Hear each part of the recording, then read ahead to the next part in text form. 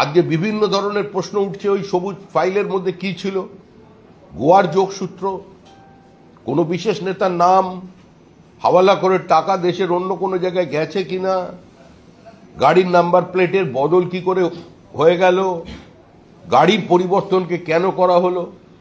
তাহলে শুধুই ওই 4টি কাগজ সেখান থেকে নিয়ে আসা হয়েছিল, নাকি অনেক বেশি নথিপত্র ওই অফিস থেকে তুলে আনা হয়েছিল, পুলিশকে কাজে লাগিয়েছে, এগুলো কিন্তু আমাদের অজানা।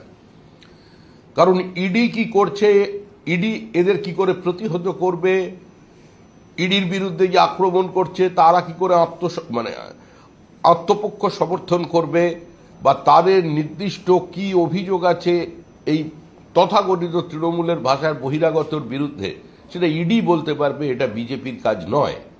এটা নিয়ে আমাদের কোনো বক্তব্য নেই। কিন্তু বিভিন্ন সংবাদ মাধ্যমে বিভিন্ন মানুষের প্রশ্ন যে কথা উঠে আসছে, স্বাভাবিকভাবে বিরোধী দল হিসেবে আমরা সেটাকে অ্যাড্রেস করছি।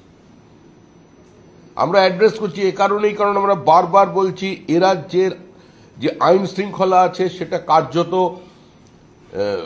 সেটা সম্পর্কে কোনো কথা বললে মানুষ হাসছে।